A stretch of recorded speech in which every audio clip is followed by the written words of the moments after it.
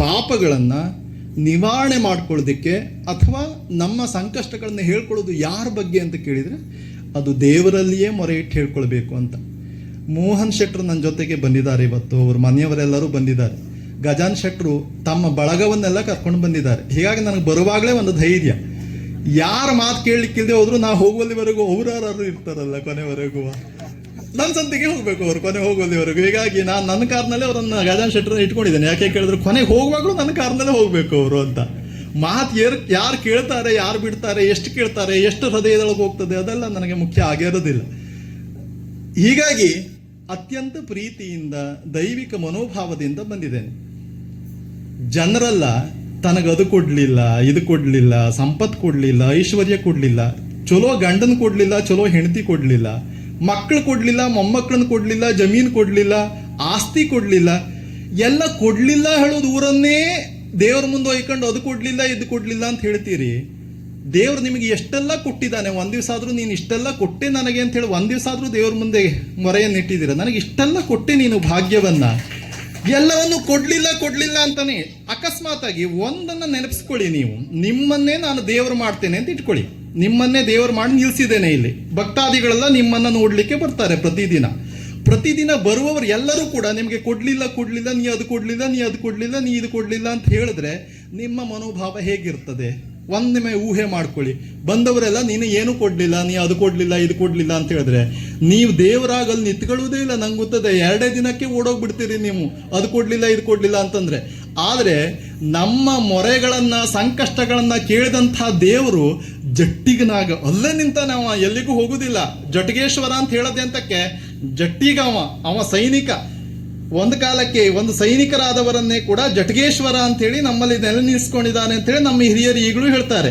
ಸೈನಿಕರನ್ನೇ ಜಟಗೇಶ್ವರನಾಗಿ ಇವತ್ತು ನಾವು ಪೂಜೆ ಮಾಡ್ತೇವೆ ಅಂತೇಳಿ. ವಿನಾಯಕ್ ಶೆಟ್ರು ಸೈನಿಕರಾಗಿ ನಮ್ಮನ್ನು ಕರ್ಸ್ಕೊಂಡಿದ್ದಾರೆ ಅಂದ ತಕ್ಷಣ, ಜಟಗೇಶ್ವರನ ಸನ್ನಿಧಾನ ಕರ್ಸ್ಕೊಂಡಿದ್ದಾರೆ ಅಂತ ಹೇಳಿದ ತಕ್ಷಣ ನನಗೆ ನೆನಪಾಗದ್ದು ಇವರು ಒಂದು ಜಟಗೇಶ್ವರ ಇದ್ದಂಗೆ. ಯಾಕೆ ಅಂತ ಕೇಳಿದ್ರೆ ಜಟ್ಟಿಗ ಅವರು ನಮ್ಮ ದೇಶಕ್ಕಾಗಿ ಹೋರಾಟ ಮಾಡಿದವರು. ಹೀಗಾಗಿ ಒಬ್ಬ ಜಟ್ಟಿಗನ ಸನ್ನಿಧಾನಕ್ಕೆ ಕರೆಸ್ಕೊಂಡ ಅಂತಾನೆ ನೆನಪು ಮಾಡ್ಕೊಂಡಿದ್ದು ನಾನು.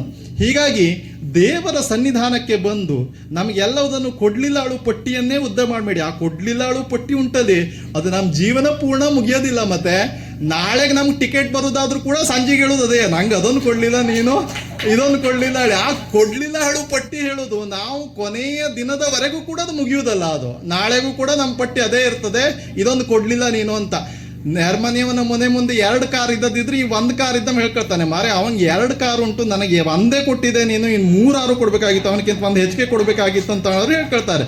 ಹೀಗಾಗಿ ಇದ್ದದ್ರೊಳಗಡೆಗೆ ನೆಮ್ಮದಿಯಿಂದ ಬದುಕೊಂಡು ನನಗಿಷ್ಟು ಕೊಟ್ಟಿದ್ದೆ ಮಾರೆ, ಭಾಳ ಖುಷಿಯಾಯಿತು ನನಗೆ, ಇಷ್ಟೆಲ್ಲ ಕೊಟ್ಟಿದ್ಯಲ್ಲ ನಿನ್ನ ಸಂಪತ್ತನ್ನು, ನಾನು ಹೆಂಗಿದ್ದೆ ಒಂದು ಕಾಲಕ್ಕೆ, ಈಗ ಹೆಂಗೆ ಆಗಿದ್ದೆ. ಹೀಗಾಗಿ ಇದೆಲ್ಲವೂ ಕೂಡ ನಿನ್ನ ಕೃಪೆ ಅಂಥೇಳಿ ಅವನಿಗೆ ಶರಣು ಹೋಗಬೇಕು ಅಂಥೇಳಿ ಹಿರಿಯರು ಹೇಳ್ತಾರೆ. ಅದನ್ನೇ ನಾವು ಪಾಲಿಸಬೇಕು ಕೂಡ. ಅವ್ರು ಹೇಳಿದ ಹಾಗೆ ವಯಸ್ಸಿನಲ್ಲಿ ನಾನು ತುಂಬ ಹಿರಿಯವನ್ನಲ್ಲ, ತುಂಬ ತಿಳಿದವನ್ನಲ್ಲ, ಅಥವಾ ತುಂಬ ಕಷ್ಟಗಳನ್ನು ನೋಡಿದವನು ಅಲ್ಲ. ಈ experience is the best teacher ಅಂಥೇಳಿ ಒಂದು ಕಡೆಗೆ ಒಂದು ಮಾತಿದೆ, ಈ ಅನುಭವವೇ ದೊಡ್ಡ ಪಾಠಶಾಲೆ ಅಂತೇಳಿ. ಹೀಗಾಗಿ ಜೀವನದಲ್ಲಿ ಕಷ್ಟಗಳನ್ನು ನೋಡಿದವರು, ನೋವುಗಳನ್ನು ನೋಡಿದವರು, ಕುಟುಂಬದ ಎಲ್ಲ ವ್ಯವಹಾರಗಳನ್ನು ಗಮನಿಸಿದವರಿಗೆ ಅತಿ ಹೆಚ್ಚಿನ ಅನುಭವಗಳನ್ನು ನಾನು ಕಾಣ್ತೇನೆ. ಒಂದು ಕಾಲಕ್ಕೆ ಪತ್ರ ಬರೀತಿದ್ರು ಬೇರೆ ಜನರಿಗೆ. ಈಗ ಮೊಬೈಲ್ನಾಗೆ ಚಟ ಮೆಸೇಜ್ ಕಳಿಸೋದಿಲ್ಲ. ನೀನು ಕ್ಷೇಮವಾಗಿದ್ದೀಯಾ, ನಾನು ಕ್ಷೇಮವಾಗಿದ್ದೇನೆ, ನಿಮ್ಮ ಯೋಗಕ್ಷೇಮದ ಕುರಿತಾಗಿ ನನಗೊಂದು ಪತ್ರ ಬರೆ. ಹೀಗೆ ಅಲ್ವಾಗಿತ್ತು?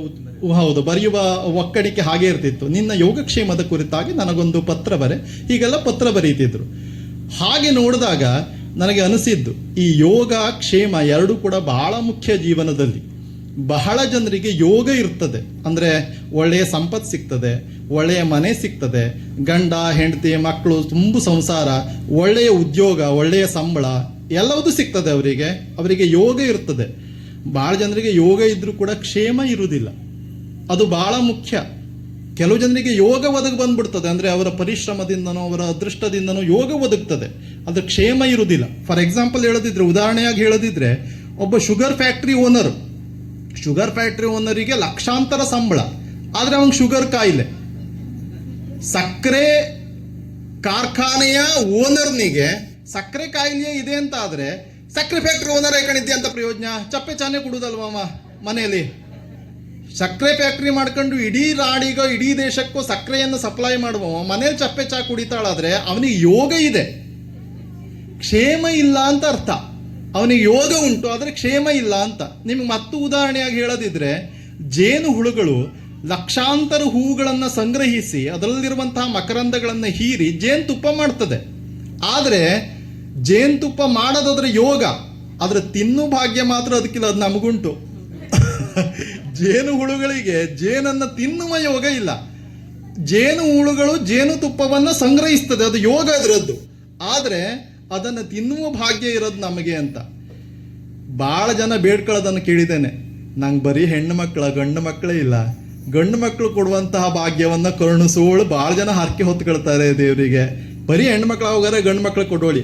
ಈಗಿತ್ತಲಾಗ ಆ ಪ್ರೇಮ ಹೋಗದೆ. ಧೃತರಾಷ್ಟ್ರ ಗಾಂಧಾರಿಗೆ 100 ಜನ ಗಂಡು ಮಕ್ಕಳು, 100 ಒಬ್ಬಿಬ್ರನ್ನೆಲ್ಲ ಹರಕೆ ಕಟ್ಕೊಂಡು ಹೊತ್ಕೊಂಡವರಲ್ಲ ಅವರು, 100 ಜನ ಹುಟ್ಟಿದ್ರು. 100 ಜನ ಗಂಡು ಮಕ್ಕಳು ಗಾಂಧಾರಿಗೆ ಮತ್ತು ಧೃತರಾಷ್ಟ್ರನಿಗೆ. ಕ್ಷೇಮ ನೋಡ್ಕೊಳ್ಳಿಕ್ಕೆ ಒಬ್ಬರೂ ಇಲ್ಲ. ಯೋಗ ಇತ್ತು ಅವರಿಗೆ. ಧೃತರಾಷ್ಟ್ರ ಗಾಂಧಾರಿಗೆ 100 ಜನ ಗಂಡು ಮಕ್ಕಳಾಗುವ ಯೋಗ ಇತ್ತು, ಆದರೆ ಅವ್ರ ಕ್ಷೇಮ ನಿಮಗೆ ಗೊತ್ತು, ಧೃತರಾಷ್ಟ್ರ ಗಾಂಧಾರಿಯ ಕತೆ. ಹೀಗಾಗಿ ಬರೀ ಯೋಗ ಇದ್ರೂ ಸಾಲದು, ಬಂದದ್ದನ್ನು ಉಳಿಸ್ಕೊಳ್ಳುವಂತಹ ಅಥವಾ ಅದನ್ನು ನಡೆಸ್ಕೊಂಡು ಹೋಗ್ತಕ್ಕಂತಹ ಕ್ಷೇಮವೂ ಕೂಡ ಮುಖ್ಯ ಆಗ್ತದೆ. ಹೀಗಾಗಿ ಇಷ್ಟೆಲ್ಲ ಕುಟುಂಬದವರಿಗೆ ಇಷ್ಟೆಲ್ಲ ತೋಟ, ಗದ್ದೆ, ಸಂಪತ್ತು, ಐಶ್ವರ್ಯ, ಕೆಲಸ ಮಾಡಲಿಕ್ಕೆ ಸಂಬಳ ಎಲ್ಲವನ್ನು ಕೊಟ್ಟ ನಂತರ ಆ ಕ್ಷೇಮವನ್ನು ಉಳಿಸ್ಕೊಳ್ಬೇಡ್ವೆ ನೀವು ಮನೆಯಲ್ಲಿ. ಹೀಗಾಗಿ ಆ ಕ್ಷೇಮವನ್ನು ಉಳಿಸ್ಕೊಳ್ಳೋ ಸಲುವಾಗಿಯೇ ನೀವೆಲ್ಲ ಕೂಡಬೇಕು. ಯಾವ ಲೆಕ್ಕಕ್ಕಾಗಿ ಕೂಡಬೇಕು? ಆರ್ಕೆಸ್ಟ್ರಾ ಮಾಡ್ಕೊಂಡು ಡ್ಯಾನ್ಸ್ ಮಾಡೋ ಲೆಕ್ಕಕ್ಕಾಗಿ ಕೂಡೋದಲ್ಲ.